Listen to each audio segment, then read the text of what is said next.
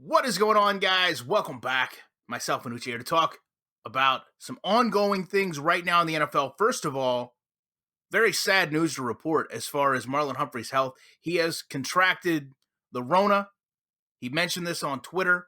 Obviously, star defensive back for the Ravens. The Ravens just coming out of one of the biggest rivalry matches you can see in football against the Steelers. They actually lose this game, though. And during the game, there was actually a scuffle, which we'll get into in just a minute. But this is probably, from what I would think right now, other than Cam Newton, the biggest impact we've seen losing a player for this. Wouldn't you say, Uche? This is the biggest name so far? Yeah. For Baltimore, this is definitely going to be a huge issue, especially coming off of this loss against Pittsburgh. He's one of their key cogs for their defense. And, filling that hole is definitely going to be a challenge.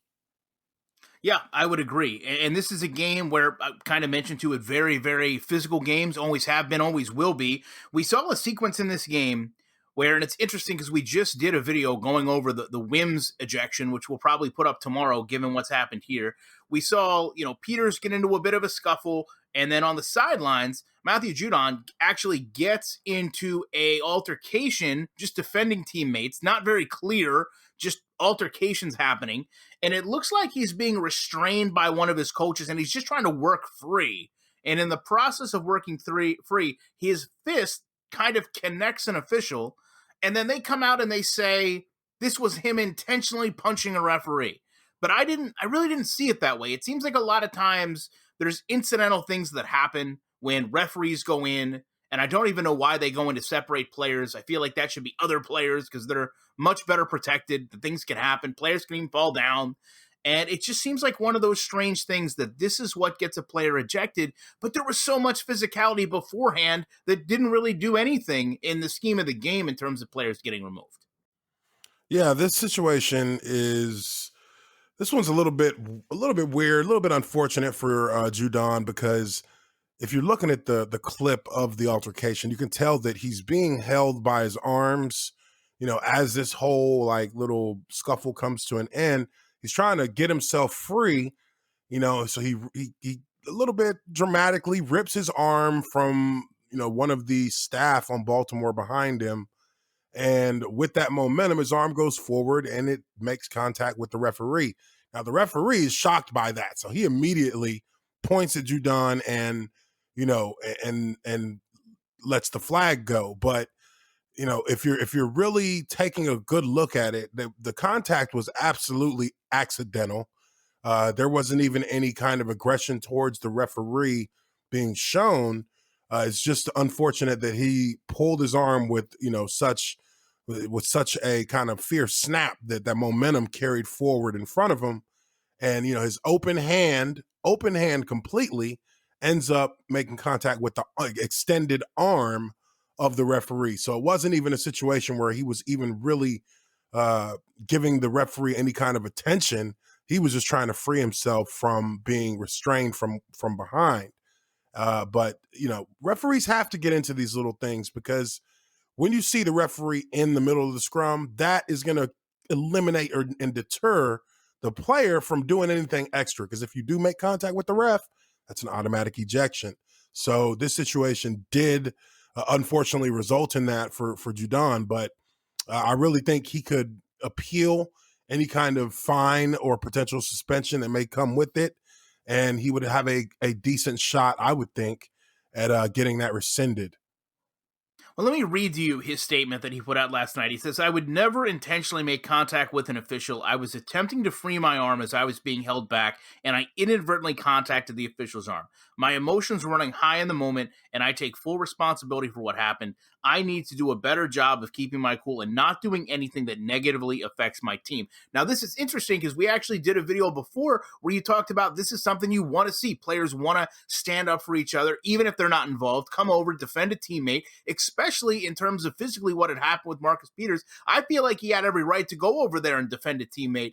But as you said, the problem becomes not so much that I understand your point, especially as a former player, when the ref is there, everything should cease. But the problem is it always doesn't. And they're the least protected person in the whole bunch, right? So in this case, you've got a clearly older official, right? He's going into the middle of this scrum. You've got coaches, you've got players, you've got a bunch of people involved. There's a lot of, literally, there's a lot of moving parts, right? It doesn't take much for someone to fall, someone to trip, someone to be pushed. We saw the referee go down because he slid, going to run out of bounds or follow a play out of bounds.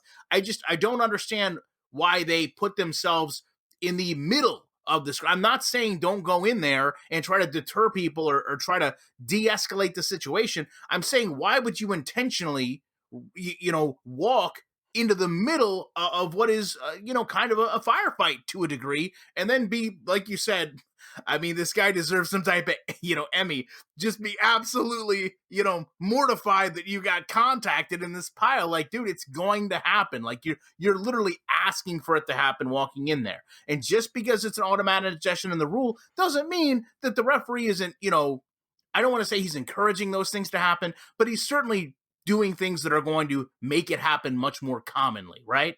If he hadn't walked right in Uh, front of him, would he have done anything different? No. He wasn't doing anything to specifically de-escalate the situation there other than stand in front of a player that was already being restrained. And you got hit, barely. yeah, I mean, that makes sense, but you still have to look at it. That's part of their job description. They are expected to control the game when it gets into these chippy kind of situations. And if they don't, I mean, we've seen when referees kind of let things roll, it just keeps building up. Players keep taking more shots at each other, and eventually it's going to turn into a fight. I think that, there's obviously a little bit of a balance that has to be met in order to keep the flow of the game going well. But in this situation, I felt like the referee reacted a little bit swiftly instead of kind of letting that process. What was this guy doing?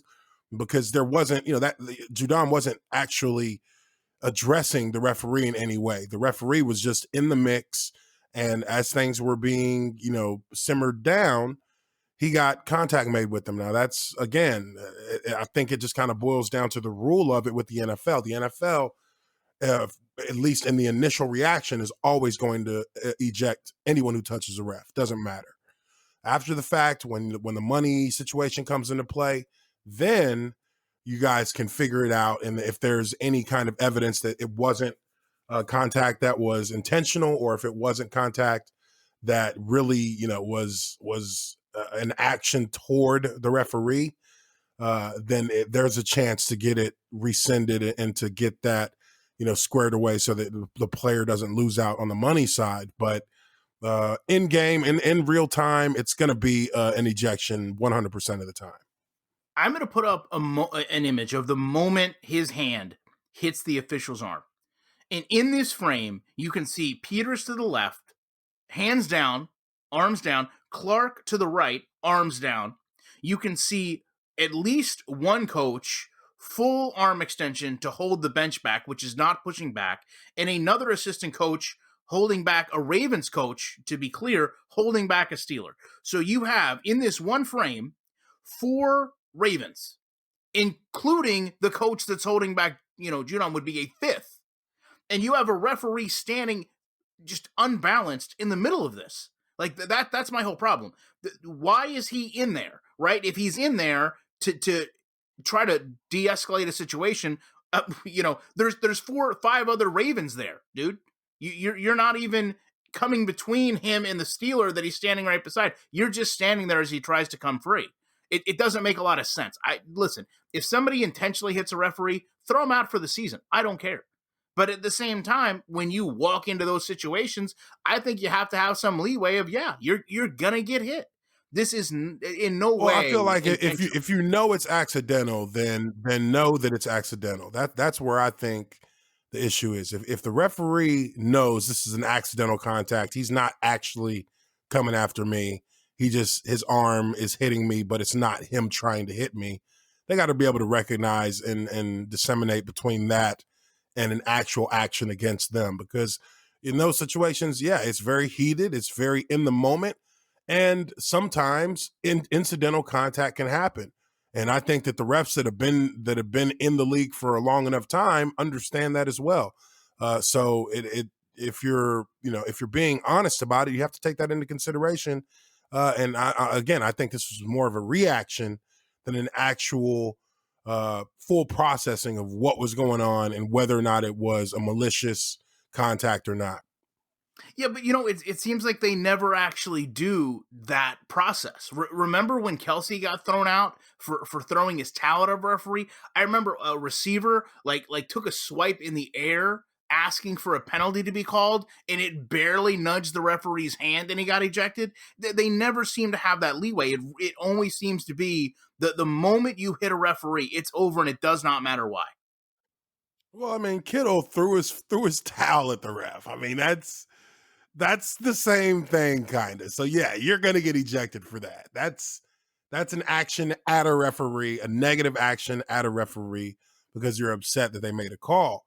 So that these are the things that yes, that's easier for a ref to see it and be like, oh yeah, you're ejected.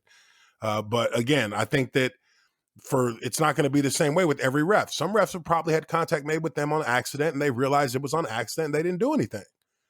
You're not going to hear about that because it's not going to be obviously publicized. But in these situations, this was a referee who thought that this was a malicious contact. If he had the same perspective that we have watching the film, watching the game, then maybe he doesn't make that same decision. But everything, all things considered, I think that you have to understand if you touch a ref, you're going to get ejected. It's just not going to be a matter of debate to it.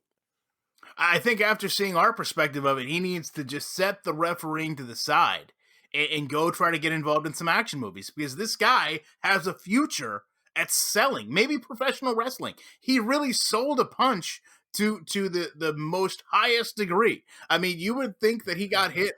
You would think that he got hit full force by a grenade the way he responds to this. But all things being equal, the reality is the Ravens could be without two starters going into next week if this continues to push forward, which we hope it doesn't. Obviously, the Marlon Humphrey situation, hopefully everything can go well for parties involved. And I guess we have to see how close he was with all this physical play, with all these scrums to some of these other players, but certainly hope the best for everyone involved. Appreciate you guys checking this one out, and we will be back very shortly with more commentary.